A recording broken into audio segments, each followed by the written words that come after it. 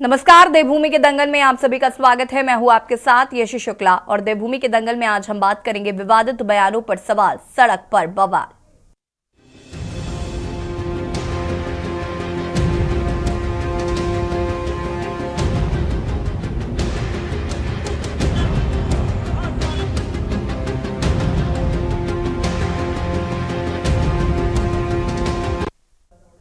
उत्तराखंड में लोकसभा चुनाव से पहले भाजपा के वरिष्ठ नेताओं के विवादित बयानों के बाद राज्य में सियासत शुरू हो गई है।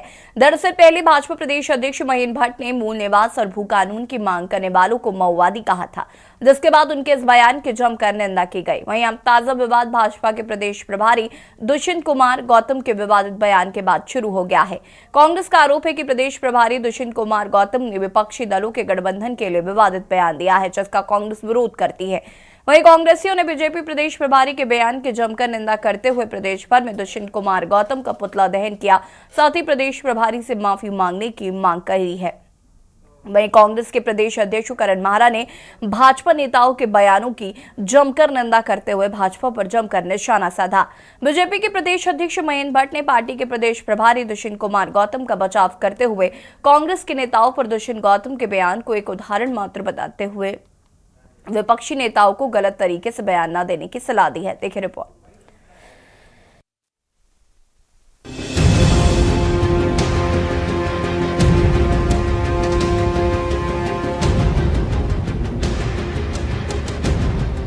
देवभूमि उत्तराखंड में भाजपा के नेताओं के विवादित बयान पर सियासी बवाल छिड़ गया है। दरअसल भाजपा के प्रदेश मंत्री दुष्यंत कुमार गौतम ने विपक्षी दलों के गठबंधन के खिलाफ विवादित बयान दिया है, जिसका कांग्रेसियों ने प्रदेश भर में विरोध प्रदर्शन किया। कांग्रेसियों ने प्रदेश भर में दुष्यंत कुमार गौतम का पुतला दहन करते हुए उनके खिलाफ जमकर नारेबाजी की।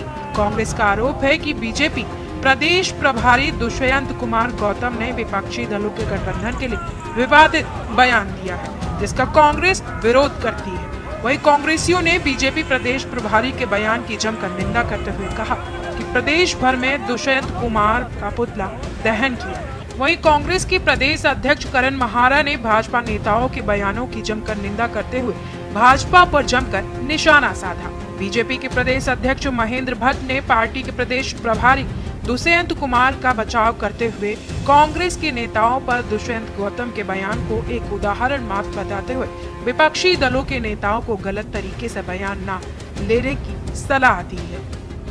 उदाहरण थोड़ा अजीब सा लगेगा, लेकिन भाव अगर समझेंगे तो उसने उनको समझाया कि ये गठबंधन जो है, जैसे मोहल्ले के अंदर सारे के सारे जो डॉग्स होते हैं आपस में भौंकते रहते हैं, शोर मचाते रहते हैं, लड़ते रहते हैं, लेकिन जब उनको पकड़ने वाली गाड़ी आती है तो सब मिलकर उस गाड़ी वाले पे भेजने का काम। ये इंडी गठबंधन है। निश्चित ही मुझे कभी कभी लगता है कि हिटलर का रक्त बीज पूरे भारत में फैल गया है कुछ वर्षों में। उनके अध्यक्ष कहते हैं कि जो भू कानून की बात कर रहे हैं, मूल निवास की बात कर रहे हैं, वो माओवादी हैं। उनके गौतम साहब कहते हैं कि साहब इंडिया गठबंधन के नेता लोग जो हैं वो कुत्ते हैं, और कुत्ता बड़ा वफादार होता है और पवित्र भी होता है, मेरा ऐसा मानना है। लेकिन बीजेपी इसको नहीं समझ सकती, क्योंकि वफादार व्यक्ति ही वफादारी की कीमत समझता है। और जिन लोगों ने भारत माता के संग गद्दारी की हो, जिन्होंने भारत के स्वतंत्रता संग्राम सेनानियों के संग गद्दारी की हो, इनकी गवाहियों में कई स्वतंत्रता संग्राम सेनानियों को जेलें हुई, जिसके उदाहरण हिस्ट्री में तमाम भरे पड़े हैं। जिनके नेता नाथूराम गॉडसे की जो महात्मा गांधी का हत्यारा था उसकी जय कहते हो, ऐसी पार्टी के लोगों से और उम्मीद भी हम कुछ नहीं कर सकते। वैसे बीजेपी क्योंकि राम राम कहती है, उनको इतना पता होना चाहिए कि जब पांडव युद्ध के बाद स्वर्ग को जा रहे थे तो 4 पांडव नहीं जा पाए, केवल युधिष्ठिर स्वर्ग की सीढ़ियां पूरी कर पाए थे, और उनके संग उस समय कुत्ता ही था। कुत्ता पवित्र होता है इसलिए वहां पहुंचा, और कुत्ता वफादार होता है इसलिए वहां पहुंचा, लेकिन जो खुद गद्दार हैं उनसे वफादारी की बात नहीं की जा सकती। बात तो भाई साहब का जो बयान था कल का, वो एक उदाहरण के रूप में था, और कांग्रेस के या एनडीए के लोगों ने के लिए एक उदाहरण पेश उन्होंने किया था कि आपस में तो लड़ते रहते हैं, और जब कोई इनको पकड़ने आता है तो फिर उसके खिलाफ हो जाते हैं। एक पक्ष था जिस पक्ष को दूसरे रूप में लेने की आवश्यकता नहीं, बस चोर की दाढ़ी में तिनका, वो कहते भाई हम ऐसा नहीं करते हैं, ना हम आपस में लड़ते हैं, सीधी बात बोलनी चाहिए। हम उस श्रेणी के लोग ने जिसका चर्चा दुष्यंत जी ने की है। आप खुद ही मान रहे हैं तो मैं इसमें क्या उत्तर दूं?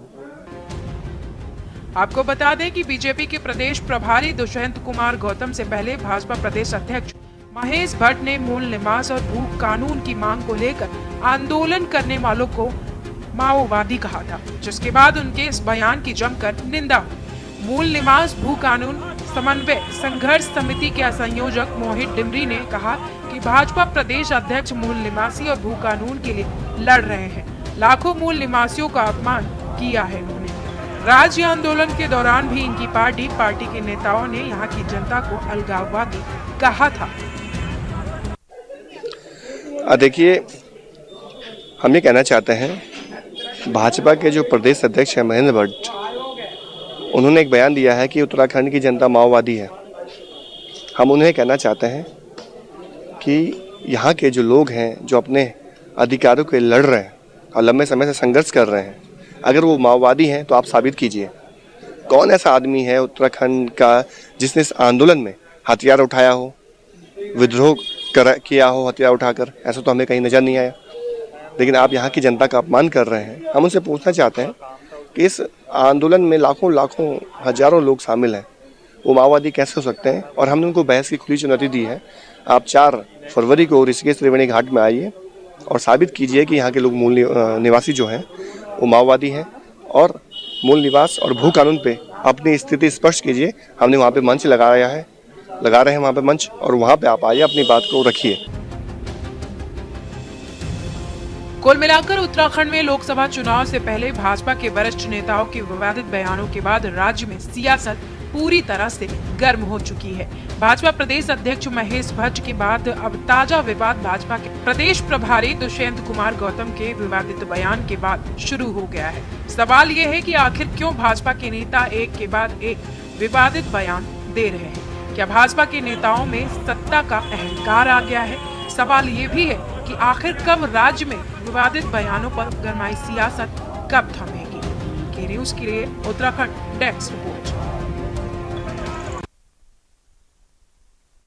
हाँ, तो लोकसभा चुनाव नजदीक आते आते सियासी हलचल कहीं ना कहीं उत्तराखंड में देखी जा रही है, विपक्षी दलों की भी, सत्ता पक्ष की भी। और अब ऐसे में सत्ता पक्ष के कुछ लोगों के बयान कांग्रेस को कहीं ना कहीं नागवार गुजर रहे हैं, जिसका विरोध भी कांग्रेस लगातार कर रही है।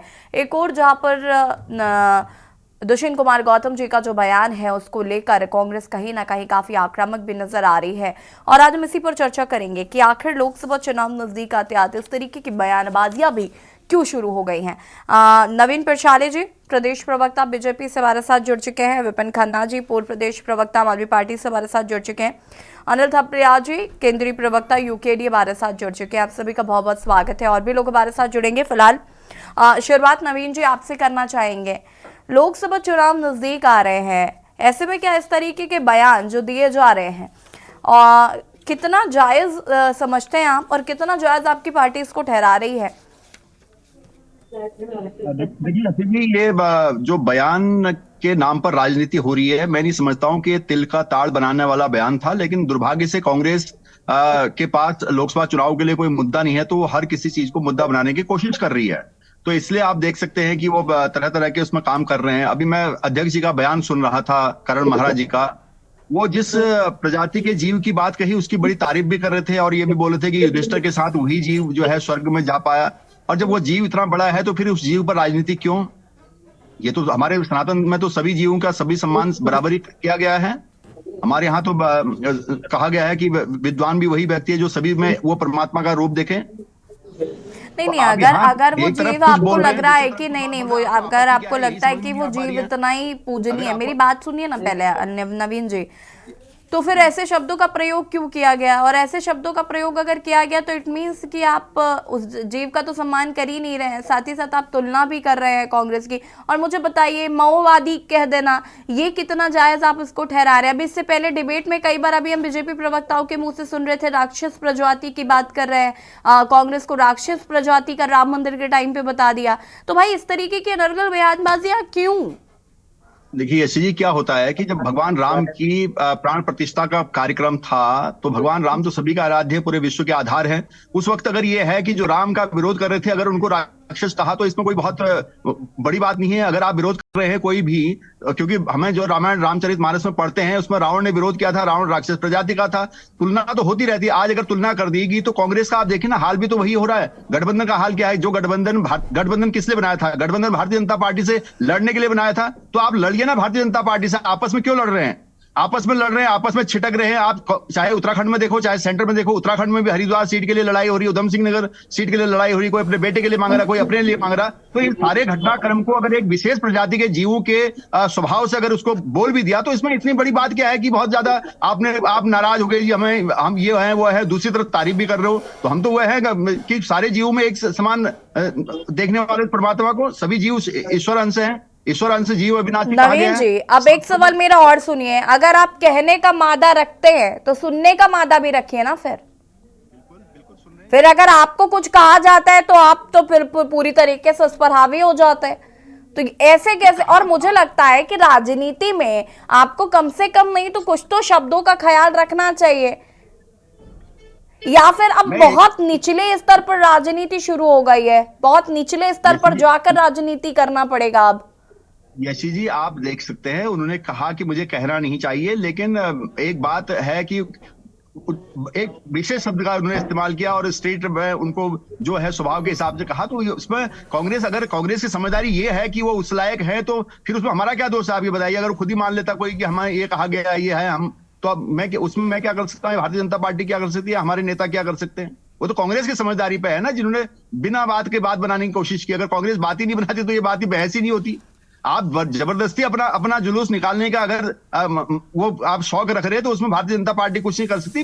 बाकायदा अच्छा होता, गठबंधन बनाया तो भारतीय जनता पार्टी से लड़ने के लिए बनाया था, तो करिए, निकालिए कोई प्रोग्राम, कोई मुद्दा निकालिए जिससे भारतीय जनता पार्टी से टक्कर हो पाए। आप मुद्दों में तो कहीं टिकते नहीं है, आप कहीं हवा में भी नहीं टिक रहे, कहीं भी नहीं टिक रहे हैं और सीधे मुद्दे बना रहे हैं। जो हमारे नेता कोई बयानबाजी, तो इसने ऐसा क्यों किया, उसने ऐसा क्यों कहा, ये तो चलता रहेगा। चुनाव चले जाएंगे, आप क्या करोगे? बेहतर है, मेरी नसीहत कांग्रेस को यह है कि आप अपने लोकसभा चुनाव में ध्यान दीजिए। गठबंधन जो भारतीय जनता पार्टी के खिलाफ बनाया उसको मजबूत करने की कोशिश कीजिए। अगर आप में दम है तो आप करिए ना उसकी बात को। अगर आपने ये दिल पर ले लिया है तो करिए, एक हो जाइए, एक ममता बनर्जी को समझा लीजिए, अखिलेश यादव को समझा लीजिए, भगवंत मान को समझा लीजिए, स्टालिन को समझा लीजिए, सबको समझा के लाइए एक और कर दीजिए कल बड़ी सभा। नवीन जी, कल को समझा लेंगे ना तो आपको ज्यादा दिक्कत हो जाएगी। तो नहीं होने दो, हम तो तैयार हैं, हम तैयार हैं। ये कहाँ है ये बताइए आप। चलिए ठीक है, वापस आते हैं नवीन जी, वापस आते हैं, चर्चा को आगे बढ़ाते हैं। हमारे साथ राजीव चौधरी जी भी जुड़ चुके हैं, कांग्रेस के प्रवक्ता। बहुत बहुत स्वागत है राजीव जी आपका। ऐसा क्या कह दिया बीजेपी के लोगों ने कि कांग्रेस इतनी आग बबूला हो गई है? नवीन जी कह रहे हैं कि अनर्गल बयानबाजी पर ध्यान देने से अच्छा है मुद्दों पर ध्यान दे दीजिए। देखिए, भारतीय जनता पार्टी में कल्चर पैदा हो गया है कि अपने विपक्षी पार्टी और विपक्षी नेताओं के बारे में उल्टे सीधे शब्दों का इस्तेमाल करो, गंदे शब्दों का इस्तेमाल करो और अपना इमेज बड़े नेताओं के सामने अच्छी बनाओ। जब से नरेंद्र मोदी जी के हाथ में भारतीय जनता पार्टी की पूरी बागडोर आई है, मुझे लगता है कि भारतीय जनता पार्टी में नरेंद्र मोदी जी की नजरों में अच्छा बनने के लिए कुछ नेता जो हैं, जो पिछले के नेता हैं, वो इस तरह के शब्दों का इस्तेमाल करते हैं कि उन्हें लगता है कि मोदी जी उनको सम्मानित करेंगे, उनको पुरस्कृत करेंगे। ये जो दुष्यंत गौतम है, ये बेचारे बहुत दिन से संघर्ष कर रहे हैं लगातार। कभी मंदिर वाले मामले में भी उन्होंने एक बयान दिया था कि कांग्रेस के लोग लड़कियां छेड़ने के लिए मंदिर जाते हैं। वहीं दूसरी तरफ भारतीय जनता पार्टी के लोग बलात्कार में जेल जा रहे हैं, औरतों के साथ दुर्व्यवहार करने में जेल जा रहे हैं। अपने गृहबान में लोग नहीं झांकते हैं और दूसरे लोगों पर उंगली उठाते हैं। दुष्यंत गौतम जो है वो मानसिक दिवालिया हो गए हैं, पागल हो चुके हैं। तो ऐसे व्यक्ति की जगह राजनीति में नहीं है। उसको कांग्रेस अपने खर्चे पर किसी अच्छे अस्पताल में जो है दिमाग के डॉक्टर को दिखाने के लिए हम लोग करेंगे। अगर भारतीय जनता पार्टी के पास इतना पैसा नहीं है कि उसको डॉक्टर के दिखा सके, तो हम कांग्रेस के जिला कांग्रेस कमेटी हरिद्वार के लोग चंदा करके इकट्ठा करके दुष्यंत गौतम का इलाज कराने के लिए भेजेंगे। चलिए, विपिन खन्ना जी क्या कहना चाहते हैं इस पूरे प्रकरण पर?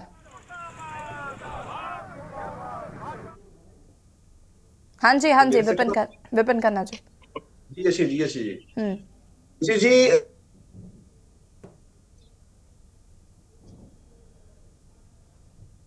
विपिन खन्ना जी सुन पा रहे हैं?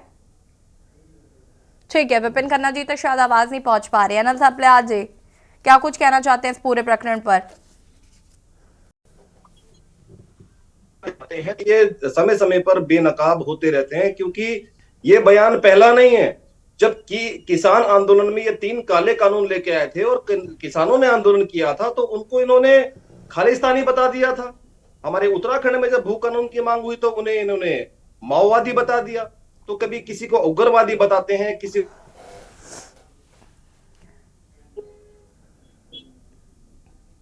विपिन जी, हम वापस आते हैं, आपकी आवाज हम तक नहीं आ पा रही है। अनिल थपलियाल जी, अपनी बात को पूरा करिएगा।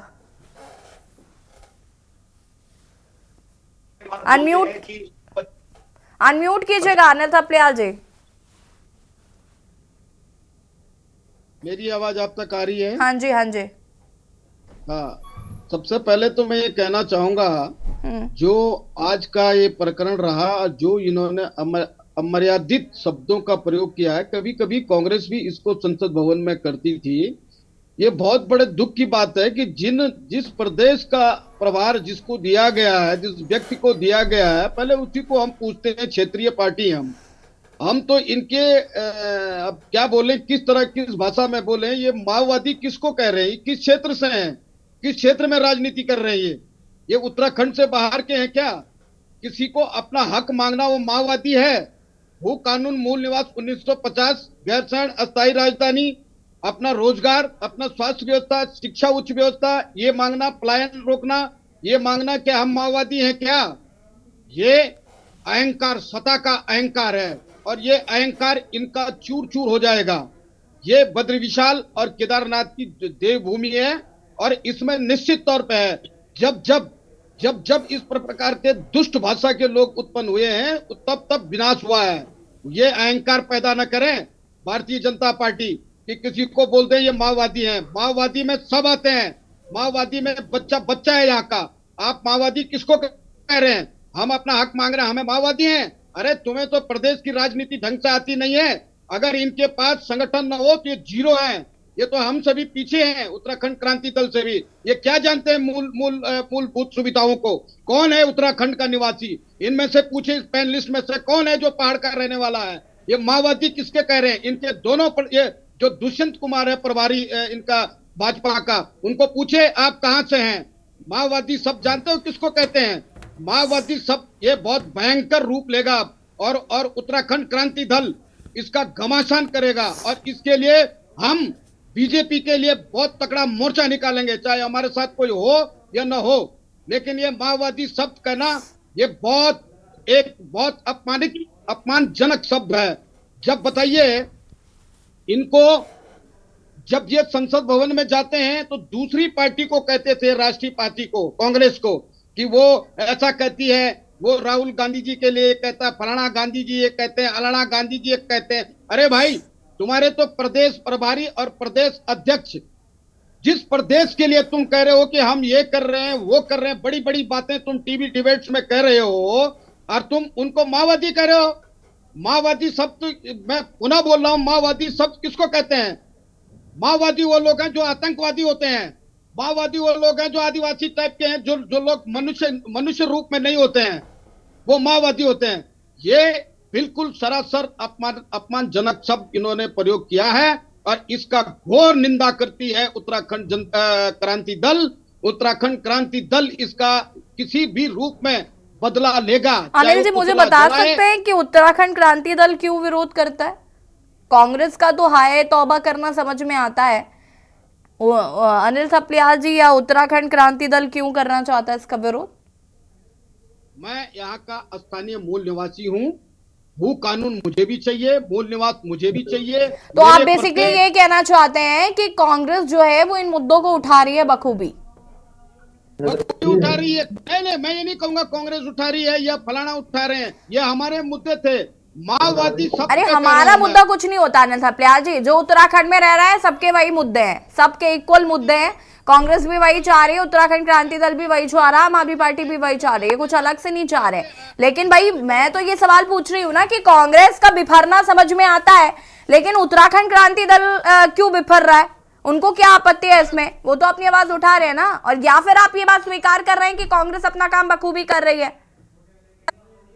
कर रही नहीं। देखिए, अगर कोई भी पार्टी हो, चाहे वो कांग्रेस हो, चाहे वो यूपीए हो, चाहे वो भारतीय जनता पार्टी हो, अगर अस्थायी जनता को माओवादी कहते हैं तो कोई स्वीकार करेगा? आप बताइए। आप जिस प्रदेश से, मैं आपसे पूछता हूं, आपको ये सब कहेगा तो बुरा आपको भी लगेगा।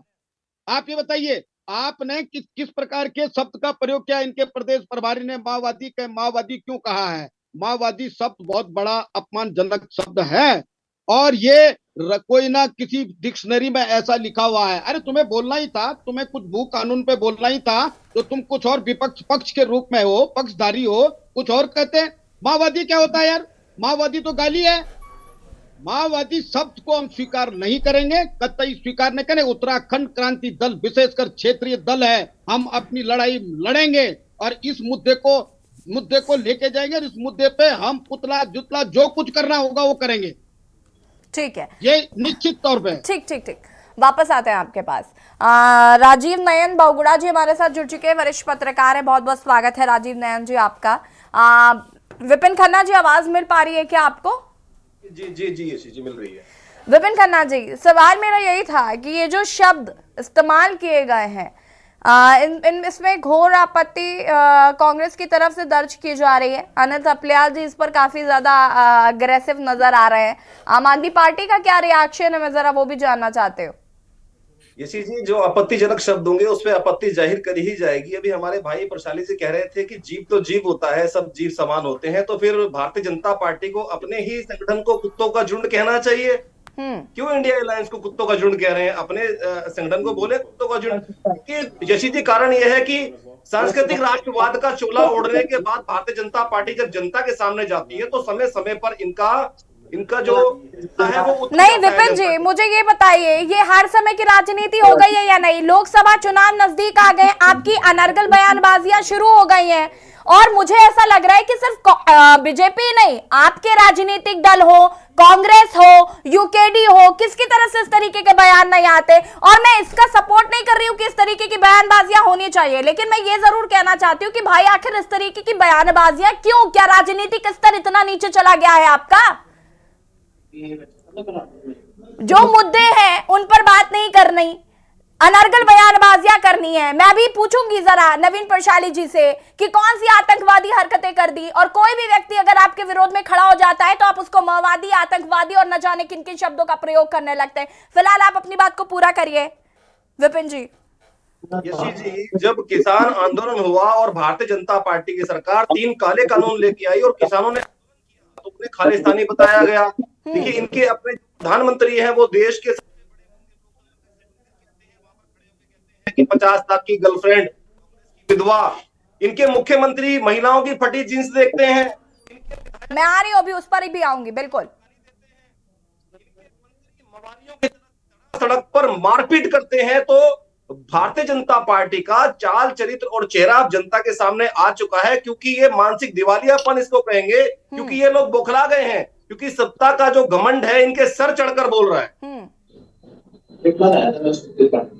हाँ, राजीव जी, मैं आऊंगी आपके पास, उससे पहले राजीव नयन जी का रुख कर लेते हैं। क्या कुछ कहना चाहते हैं? वरिष्ठ पत्रकार हैं। इस तरीके की मैं ये बात नहीं करना चाहती हूँ यहाँ पर कि बीजेपी क्या कह रही है या कांग्रेस का क्या रिएक्शन आ रहा है, लेकिन मैं ये जरूर जानती हूँ कि क्या राजनीतिक बयानबाजियों का एक स्टैंडर्ड नहीं होना चाहिए? क्या चर्चा बहुत सोच समझ कर नहीं करनी चाहिए? क्या हमारे पास अलग मुद्दे नहीं है जिन पर हमें बातचीत करनी है, या हम इस तरीके की बयानबाजियां कर कर कहीं ना कहीं अपना ही स्तर गिराने की कोशिश कर रहे हैं? ये बड़ा चिंताजनक प्रश्न है, और गाली और गोली की भाषा तब शुरू होती है जी, जब हमारे पास विचार तत्व समाप्त हो जाता है, कुछ कहने को नहीं रहता है, तब फिर गालियों की भाषा शुरू हो जाती है। ये भी है कि राजनीतिक लोगों को समाज के कई लोग फॉलो करते हैं, उनको कई लोग अपना आदर्श मानते हैं, भले मैं नहीं मानता। मैं अपना आदर्श कलाकारों को, साहित्यकारों को, संस्कृति कर्मियों को मानता हूँ, लेकिन अनेक लोग ऐसे हैं कि जो राजनीतिक लोगों को अपना रोल मॉडल मानते हैं। अब वो जैसी भाषा बोलेंगे उसका अनुसरण समाज के और लोग करेंगे, लेकिन इसका अर्थ ये भी नहीं है कि कांग्रेस के लिए असभ्य भाषा या अभद्र भाषा का प्रयोग किया गया तो कांग्रेस उसी भाषा में उसी स्तर पे उतर के उसका जवाब दे। एक बड़ा सीधा सा नुस्खा ये है कि गौतम बुद्ध को किसी ने गाली दी तो उन्होंने कहा भाई आप मुझे कोई चीज तो आपके पास रह गई। तो उन्होंने अगर आपको गाली दी है तो आप उसको लो मत, उन्हीं के पास रह जाएगी। ये कतई नहीं होना चाहिए कि जो कुत्सित परंपरा शुरू हुई गालियों की भाषा की, इसे और आगे बढ़ाया जाए। और तू तो मैं जहाँ शुरू हो गई तो वह फिर दूसरे भी उनको गाली देने लगे। इससे कभी जो भाषा की हिंसा है, इससे जो भाषा का उन्माद है, इससे जो भाषा का आतंकवाद है, ये रुकेगा नहीं बल्कि और बढ़ेगा। ये गाली की जो भाषा है इसका शमन तभी हो सकता है कि जब आप सहिष्णुता से काम लें, उनकी बातों को इग्नोर करें और उनकी बातों का अच्छी भाषा में, बल्कि और अच्छी भाषा में उनकी बातों का जवाब दें। तो इसका कोई और गोली जब शुरू हो जाती है तो फिर रुकती नहीं है। ये जवान वाली फायरिंग और ज्यादा खतरनाक है। इसमें कोई पैसे नहीं, गोली भी तो बारूद खर्च हो रहा है, इसमें कुछ भी खर्च नहीं हो रहा है और इससे होती है। राजीव नयन जी, माफी चाहूंगी, मैं वापस आती हूँ आपके पास। उसके बाद राजीव चौधरी जी आपका भी रुख करेंगे, चर्चा को आगे बढ़ाएंगे। रुकेंगे एक छोटे से ब्रेक के लिए, जो हाजिर होता है। विवादित बयानों पर सवाल, सड़क पर बवाल। ब्रेक के बाद एक बार फिर से आप सभी का स्वागत है। चर्चा इसी पर कर रहे हैं, मेहमान हमारे साथ लगातार बने हुए हैं। राजीव नयन जी आपके पास आएंगे, उससे पहले राजीव चौधरी जी अपनी बात को पूरा कर सकते हैं। देखिए जी, जो हालात देश के अंदर आज बन गए हैं, ये बड़े ही चिंताजनक स्थिति है। और जब से 2014 से जब से नरेंद्र मोदी जी देश के प्रधानमंत्री बने हैं जी, लगातार प्रधानमंत्री रहते हुए जिस तरह के शब्दों का उन्होंने इस्तेमाल किया है, ये उसी का नतीजा है कि आज भारतीय जनता पार्टी के जो नरेंद्र मोदी जी के बाद के नेता हैं वो उनका अनुसरण कर रहे हैं।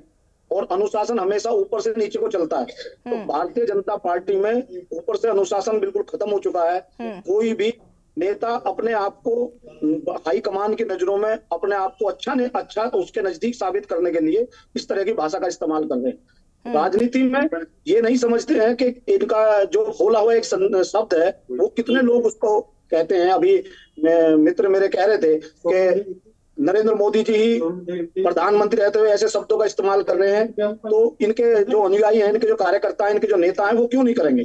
तो हम तो इसमें इसका सबसे बड़ा दोषी प्रधानमंत्री नरेंद्र मोदी जी को समझते हैं कि जिस तरह की भाषा उन्होंने इस्तेमाल की है आज उनके नेता कर रहे हैं। और भारतीय जनता पार्टी का चरित्र रोजाना चाहे सोशल मीडिया और मीडिया के माध्यम से लोग देख रहे हैं, इनके कितने मंत्री कितने नेता जेलों में बलात्कार के सजा काट रहे हैं, चाहे कुलदीप सेंगर हो, उत्तराखंड में भी इतने मामले, अंकिता हत्याकांड उत्तराखंड के माथे पर एक कलंक है इस भारतीय जनता पार्टी की सरकार पर रहते हुए। जिस तरीके से भाजपा से जुड़े लोगों ने उस एक बच्ची जो अपना परिवार पालने के लिए रोजगार कर रही थी, उस लड़की की हत्या कर उसको नहर के अंदर फेंकने का काम किया। और अपने आप को पांच साफ पटाने वाले मुख्यमंत्री धामी जी आज तक उस वीआईपी का नाम बताने को तैयार नहीं है जिस वीआईपी की वजह से उस बच्ची की हत्या की गई है। तो भारतीय जनता पार्टी के इन शब्दों पर हमें अचरज नहीं है, लेकिन हमारा विरोध है कि आप इतनी बड़ी पार्टी अपने आप को बताते हैं, आप इतने बड़े दल अपने आप को बताते हैं, तो कम से कम उस तरह का अनुसरण तो करें। जरूरी है कि भारतीय जनता पार्टी के नेताओं को कहीं एक अच्छी क्लास लेने की जरूरत है, सीखने की जरूरत है। और आरएसएस, अब मैं उस आरएसएस से पूछना चाहता हूं जो आरएसएस की भारतीय जनता पार्टी की जन्मदाता है, आज वो आरएसएस के लोग इस पर क्या बयान देंगे? उस पर जो है आरएसएस के नेता क्या कहेंगे कि भारतीय जनता पार्टी के नेताओं को जो भाषा इन्होंने आरएसएस ने यही सिखाई है? तो हमारी इस पर आपत्ति है। और आपके चैनल के माध्यम से मैं निवेदन करना चाहता हूं आरएसएस के उन नेताओं को जो जगह जगह कहते हैं कि राष्ट्र की भावनाएं और संस्कार पैदा करने का काम करते हैं, क्या दुष्यंत गौतम के अंदर आरएसएस ने इसी तरह के संस्कार दिए थे कि वो इस तरह की भाषा इस्तेमाल करें? क्या भारतीय को कुलदीप सेंगर को आरएसएस ने इसी तरह के संस्कार दिए थे कि वो एक लड़की के साथ बलात्कार करके उस जेल काट रहा हो? तो भारतीय जनता पार्टी का चरित्र सामने आ चुका है। और इंडिया गठबंधन जब से बना है, जब से नरेंद्र मोदी जी को नींद नहीं आ रही है, किसी के ईडी भेज रहे हैं, किसी के यहाँ सीबीआई के छापे, अभी झारखंड मुख्यमंत्री के खिलाफ इतना बड़ा मामला किया है, अरविंद केजरीवाल जी के खिलाफ किया है, मनीष सिसोदिया जिनके पास एक पैसा बरामद नहीं हुआ उन्हें जेल में डालने का काम किया। ठीक है राजीव जी वापस आते हैं आपके पास। नवीन प्रशाली जी, सवाल यही है कि बहुत सारी बयानबाजियां हैं, सिर्फ ये आज या कल का मसला नहीं है कि 2 दिन पहले कोई बयान आया और हम उस पर बातचीत कर रहे हैं। बीजेपी की तरफ से कई बार ऐसी बयानबाजियां हुई हैं जिन्हें आप आम शब्दों में जायज नहीं ठहरा सकते हैं। और माओवादी जैसा शब्द इस्तेमाल करना, मुझे लगता है कि आप कैसे आतंकवादी कह सकते हैं या माओवादी कह सकते हैं। माओवादी का मतलब मुझे नहीं लगता है कि आपको समझाने की ज़रूरत है कि हम किन्हें कहते हैं माओवादी। और जब इस तरीके के शब्द इस्तेमाल किए जाएंगे तो जाहिर है कि विपत्ति होगी लोगों को कि आपके खिलाफ अगर कोई मुद्दे उठा रहा है या आपके खिलाफ कोई बातचीत कर रहा है तो क्या आप रिवर्ट में उसे आतंकवादी करार देंगे, आप उसे माओवादी कहेंगे? किसान आंदोलन में भी यही हुआ था, किसानों को आतंकवादी कह दिया था, माओवादी कह दिया था। अभी कई लोग आंदोलन कर रहे थे, उनके साथ भी यही, अभी उत्तराखंड में भी शायद कुछ बच्चे आंदोलन कर रहे थे, उस वक्त भी यही हुआ था। तो इस तरीके का क्या ढर्रा बना लिया है आपने कि हर एक व्यक्ति आतंकवादी है, जो आपके खिलाफ बोल रहा है वो आतंकवादी, या फिर आतंकवाद की परिभाषा ही बदल गई है? देखिए यशी जी, किसने किसको माओवादी कहा मैंने अभी तक कुछ सुना नहीं, मेरे संज्ञान में कुछ आया नहीं, क्योंकि अगर आप किसी का बयान सुनाएं तो तब मैं उस पर अपनी टिप्पणी दे सकता हूं। लेकिन जो मुद्दा आप कह रहे हैं कि अनर्गल बयानबाजी का, अभी राजीव नयन बहुगुणा जी ने बहुत अच्छी बात कही थी। पहले तो किसी ने किसी को कोई ऐसा शब्द नहीं कहा कि आप बहुत ज्यादा बौखला जाएं, बहुत ज्यादा मुसीबतों में पड़ जाएं, या आपकी साख पर कोई बट्टा लग जाए। अगर मैं ये कह रहा हूं कि ये तो जग जाहिर है, पूरा दिख रहा है कि इस इंडी गठबंधन का जो वो हुआ था, उदय हुआ था, जो निर्माण हुआ था, वो भारतीय जनता पार्टी से लड़ने के लिए हुआ था। अब भारतीय जनता पार्टी से लड़ने की सामर्थ्य अगर नहीं है तो भारतीय जनता पार्टी के नेताओं के बयानों को आधार बनाकर आप आगे चलने की कोशिश करेंगे तो देश की जनता देख रही है। आप ये बताइए कि आप आपस में क्यों लड़ रहे हैं, पहले तो ये बताइए क्यों लड़ रहे हैं। ममता बनर्जी अलग बयान, अखिलेश यादव अलग बयान, यहाँ पर भगवंत मान अलग बयान, स्टालिन अलग बयान, बिहार से अलग बयान आते हैं। समझ में आ रहा है इससे बीजेपी को क्या प्रॉब्लम है? उनका गठबंधन टूट रहा है या उनका गठबंधन जुड़ रहा है? मैं आऊंगी राजीव जी, जवाब लेती हूँ आपसे। अगर उनका गठबंधन टूट रहा है, जुड़ रहा है, इससे आपको क्या आपत्ति है? बीजेपी को क्या प्रॉब्लम है? अगर हमारे भी किसी अगर नेता ने बोल दिया कि एक विशेष जाति के जीवों से अगर उस घटना का जिक्र कर दिया तो इसमें भी प्रॉब्लम क्या है? बताइए आप, क्या प्रॉब्लम है उसमें? वो अपना देखें, हम अपना देखें, दोनों अलग अलग हैं। आप इन चीजों को बुरा नहीं मानते हैं क्या? हम आपके नेताओं के लिए इस तरह के शब्दों का इस्तेमाल करते हैं? अच्छा भाई साहब, आप तो पैसे की बात कर रहे हैं, पैसे कुंजवाल जी को दीजिए मांग रहे हैं। अभी बात बोले ना, इलाज करने की बात कर रहे थे, वो कुंजवाल जी मांग रहे हैं पैसा चुनाव लड़ने के लिए। अपना पैसा सुरक्षित रखो, चुनाव में काम आएगा अपना। अरे अपना पैसा सुरक्षित रखो पहले। अरे चिल्ला के नहीं होगा भाई साहब, चिल्लाने से नहीं होगा। माफी तो जनता ने कांग्रेस से मंगवा ली है, माफी तो कांग्रेस से मंगवा ली जनता ने। ये चिल्लाने से कुछ नहीं होगा। अपने पैसे 2 पैसे बचा के रखो, चुनाव में काम आएंगे। कुंजवाल जी मांग रहे थे उस दिन 14 करोड़ में से दे दो पैसा, दान दे दो उनको, उनका 14 करोड़ पूरा करो। आप तो लोग वो हैं पैसे के पीछे भागने वाले। आ रही हूँ पार्टी, भ्रष्ट पार्टी, करप्ट पार्टी अगर कोई है तो कांग्रेस है। मैं यहाँ पर खुलेआम गंभीरता के साथ कह सकता हूँ। आप पैसे की बात कर रहे हैं, आप ठीक है नवीन जी, होल्ड ऑन। बात कर रहे हैं, नवीन जी, नवीन जी, नवीन जी, नवीन जी रुके, नवीन जी के बातों को बात बनाना अगर दम नहीं है। नवीन जी सुन लीजिए जरा राजीव जी क्या कह रहे हैं। नवीन जी प्लीज। ईर्ष्या करने के बजाय आप अपनी खामियों को करो। अपने अंदर जो दल है ना, आपके कांग्रेस के अंदर दल बन चुके हैं। Naveen Vaishali ji please maintain the decorum of the debate. Anil Thapliyal ji देखिए, ये जो नवीन प्रसाली जी कह रहे हैं कि मुझे इस शब्द का प्रयोग हमारे किस नेता ने किया है और हमें जानकारी नहीं है, तो मेरा अनुरोध भी है और निवेदन भी है, पहले अपडेट होकर डिबेट में आइए। बड़ी शर्म की मुझे जरूरत नहीं है, मुझे इस बात की जरूरत नहीं है कि जो आप इल्जाम लगाएंगे मैं हर चीज पर अपडेट रहूं, जरूर नहीं। मेरे से जो सवाल पूछा जा रहा है मैंने उस पर अपना स्पष्टीकरण दे दिया है। आप चुप रहिए, बिल्कुल नहीं। नवीन वैशाली जी बीच में नहीं बोलिए please. Naveen Vaishali ji please. Naveen Vaishali ji, Naveen Vaishali ji, Naveen Vaishali ji anchor की तो कम से कम सुनी लीजिए। आप बजट पर सवाल पूछते मैं अपडेटेड रहूं, आप विकास पर सवाल पूछते मैं अपडेटेड रहूं। आप बिना मतलब में, अरे सारे इकट्ठे हो जाओ, कोई दिक्कत नहीं होती है। सारे इकट्ठे हो जाओ, सब हो जाओ इकट्ठे, कोई बात नहीं। सारे इकट्ठे हो जाओ, कुछ नहीं कर सकते। ये एक डिबेट शो है, डिबेट शो है, ये मछली बाजार नहीं है। इस तरीके से चलना कैसे म्यूट कर लेंगे? मेरा मुकाबला करो, मुकाबला करो, म्यूट मत करो, मुकाबला करो मेरा थपलियाल जी, मुकाबला नवीन करो। Prashali ji, Naveen Prashali ji, Naveen Prashali ji, this is not the right way you are doing, please. Naveen Prashali ji, Naveen Prashali ji, maintain the decorum of the debate. ये कोई तरीका नहीं हुआ, आपस में सबके सब शुरू हो जाएंगे तो कैसे समझ में आएगा कि चर्चा हम क्या कर रहे हैं। नवीन जी रुक जाइए, मैं ऐसा तो है नहीं कि मैं आपको सुन नहीं रही हूँ, ऐसा तो नहीं है ना कि मैं आपको नहीं सुन रही हूँ। नहीं तो बीच में आप प्रशाली जी सुनिए आप मैंने हाँ बोलिए थपलियाल जी, बोलिए बोलिए, बिल्कुल मैं भी सुन रहा हूँ, मैं भी सुन रहा हूँ, बोलिए तो सही, तो मैं भी सुन रहा हूँ, बोलिए। नवीन प्रशाली जी अब रुकिए जरा, अनिल थपलियाल जी अपनी बात को पूरा करिए प्लीज, फटाफट। अरे मैं रुका हूँ, बोलो तो सही।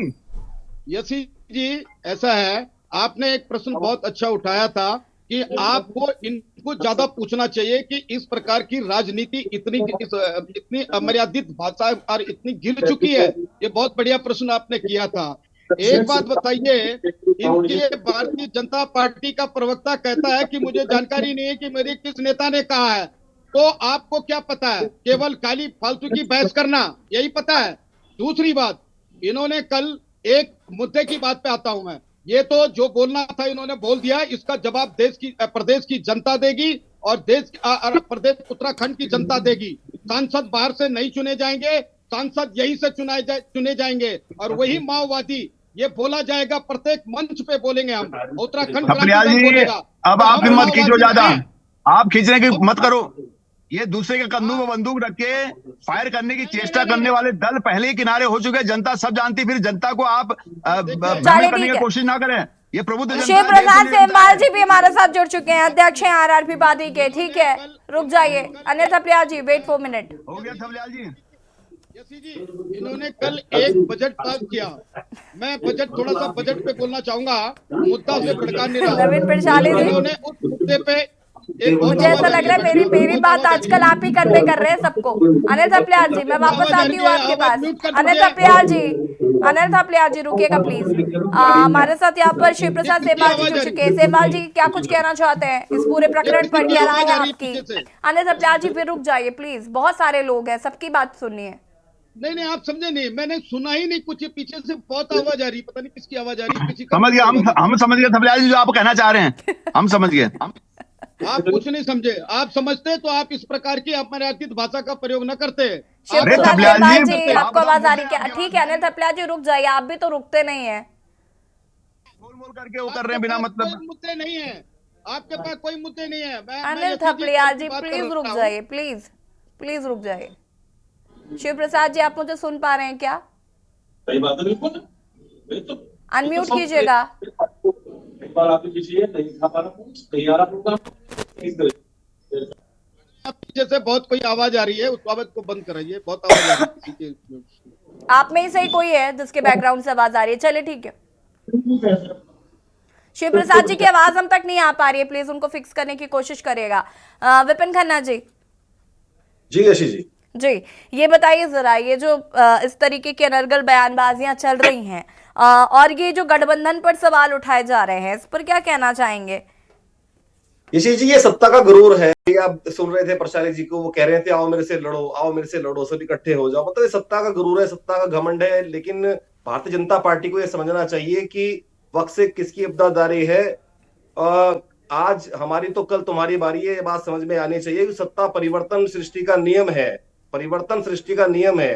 परिवर्तन जरूर होता है, ये लोकतंत्र है। इसमें ऐसा नहीं है कि आपके पास 10 साल सरकार आई तो जीवन भर सरकार आपके पास हो चुका परिवर्तन, भाजपा है।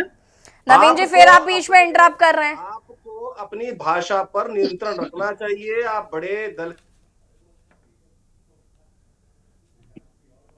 नियंत्रण तो खन्ना जी आप पर हो गया, ये होता है सृष्टि का नियम। नवीन जी हेलो, मुझे लग रहा है खन्ना जी आप पर नियंत्रण हो गया। नवीन जी मुझे लग रहा है आजकल आप कुछ ज्यादा ही सरकास्टिक होते चले जा रहे हैं। नहीं सरकास्टिक आप देखिए, मैं तो सामने बोल रहा हूँ, यशी जी सामने बोल रहा हूँ, वो खुद नियंत्रित हो गए। हाँ शिव प्रसाद जी खुद नियंत्रित हो गए।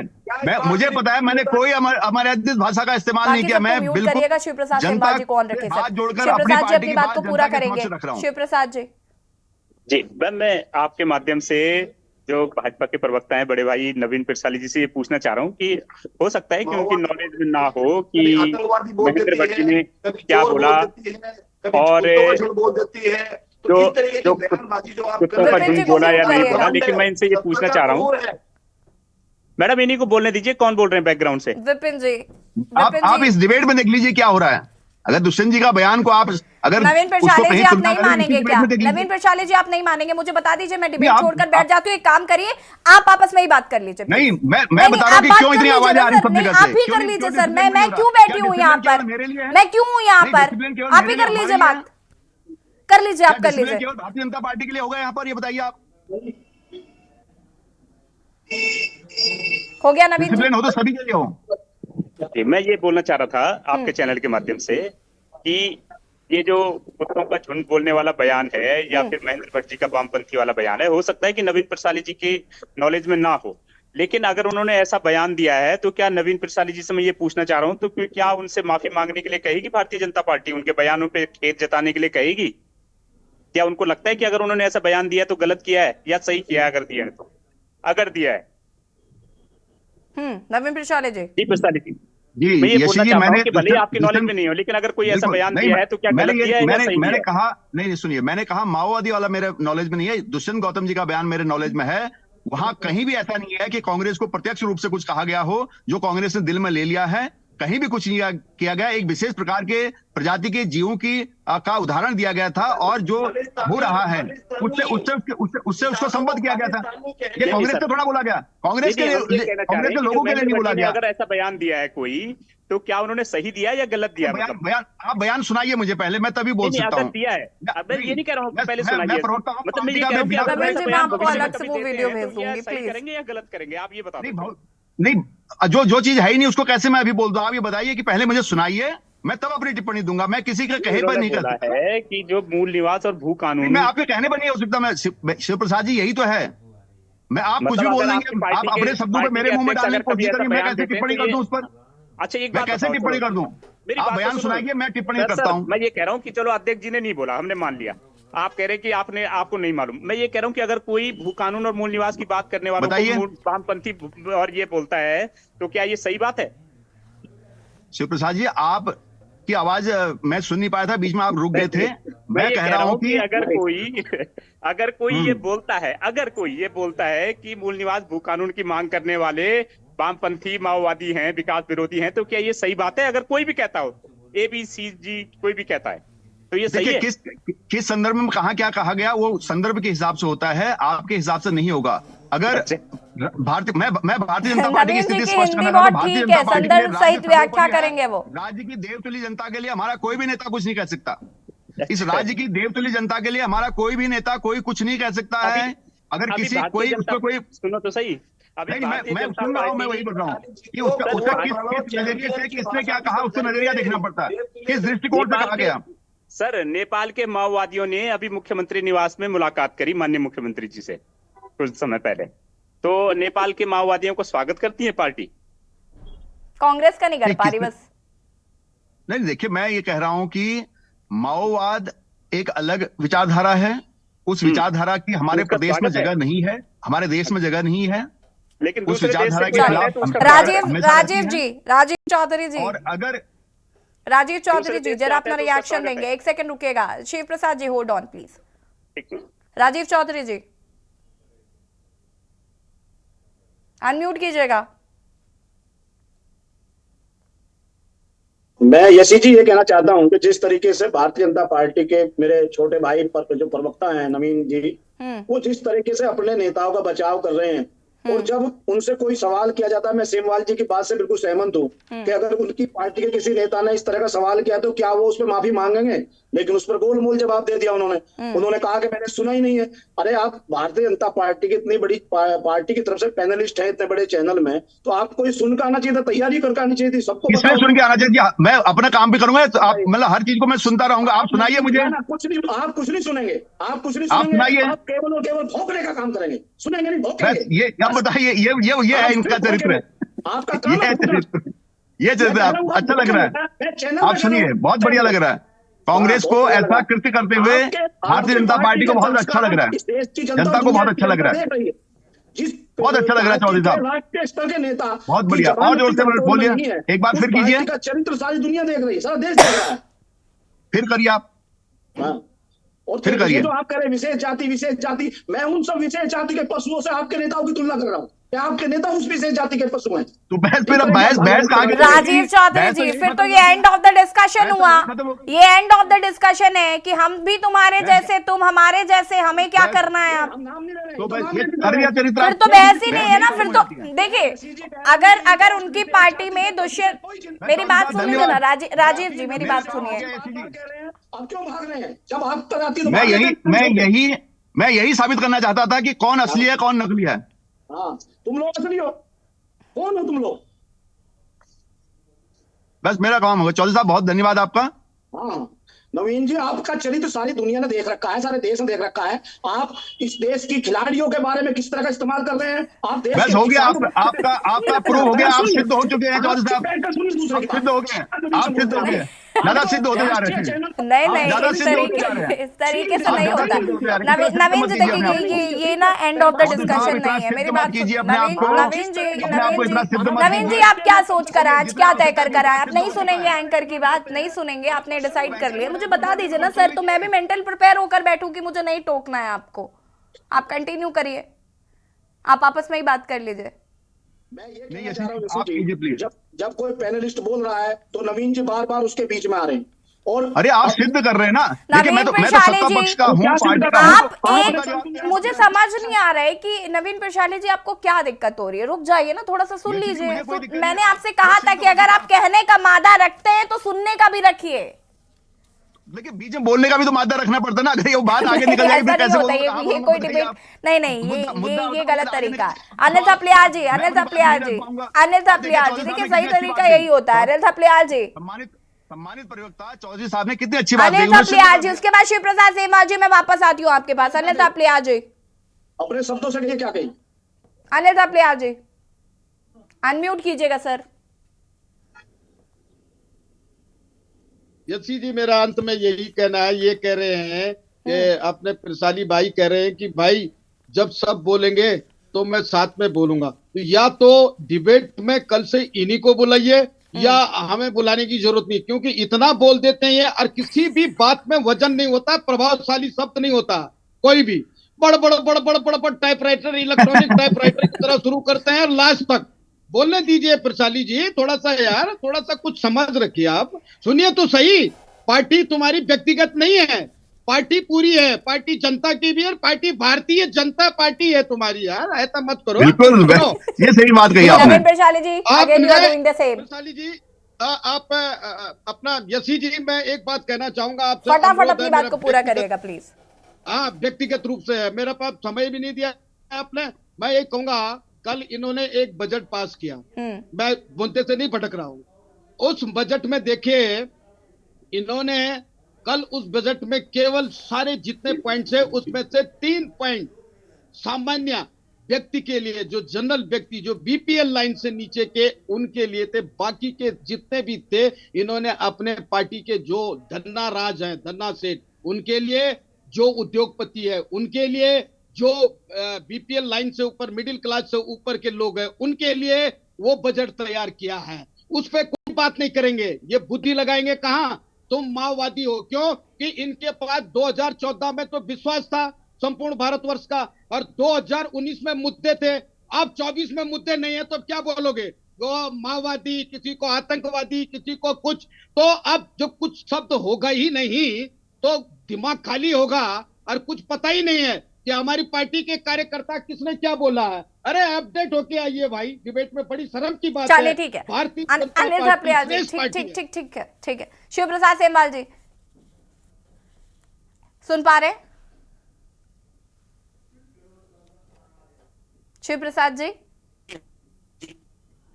जी हाँ। हाँ, मेरा सवाल ये था कि क्या राजनीति का स्तर अब दिन ब दिन इतना नीचे चला जा रहा है कि जिसका मैं ये सिर्फ बीजेपी के कॉन्टेक्स्ट में नहीं कहना चाहती हूँ, क्योंकि ऐसा नहीं है कि अन्य राजनीतिक दलों की तरफ से टीका टिप्पणी नहीं की जाती या ऐसी बयानबाजियां नहीं आती हैं।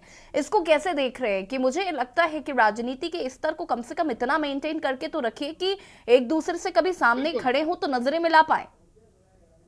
जी बिल्कुल सही बात है। दरअसल क्या होता है कि भारतीय जनता पार्टी जैसी जो बड़ी पार्टियां हैं, प्रदेश में अपने ऐसे प्रदेश अध्यक्ष बनाती है ऐसे लोगों को का जो नॉलेज है और जिनका सेंस ऑफ ह्यूमर है ये काफी कम होता है। आप ये एक दौरे से उठा के देख लीजिए, राज्य बनने से लेकर अब तक बच्ची सिंह रावत से लेकर बिशन सिंह चुफाल से लेकर तीरथ सिंह रावत से लेकर के और अभी जो महेंद्र भट्ट जी हैं, ये जो तमाम प्रदेश अध्यक्ष हुए हैं, ये कहीं ना कहीं अपने बयानों के कारण तो तीरथ सिंह रावत जी को कुर्सी, मुख्यमंत्री की कुर्सी छोड़नी पड़ गई। तो हर कोई ये चाहता है कि मुख्यमंत्री और प्रदेश अध्यक्ष में एक ट्यूनिंग बनी रहे, इसलिए ये क्या करते हैं कि प्रदेश अध्यक्ष के रूप में राज्य में एक अपना रबर स्टैंप चाहते हैं कोई भी बड़ी पार्टी, और सेंटर से यहाँ से मतलब रिमोट कंट्रोल से कंट्रोल करती हैं। अगर कोई प्रदेश अध्यक्ष एक मास लीडर को आदमी को प्रदेश अध्यक्ष बनाएंगे तो वो प्रदेश के पूरे संगठन को अपने हिसाब से हाँकेगा। कोई भी राजनीतिक पार्टी ऐसा नहीं चाहती बड़े लेवल पे। उनको चाहिए होता है कि ऐसा आदमी जो अयोग्य हो, क्योंकि अयोग्य होगा तो उनके कृपा पर्यंत और प्रसाद पर्यंत ही बना रहेगा उस कुर्सी पे, तो उनके प्रति लॉयल रहेगा मजबूरी में। अगर कोई मास लीडर को प्रदेश अध्यक्ष बनाएंगे तो भाई उसको अपनी समझ भी होगी सबको साथ लेने की, लेकिन वो फिर एक पैरेलल गवर्नमेंट हो जाएगी, सिरदर्द हो जाएगा हाईकमान के लिए।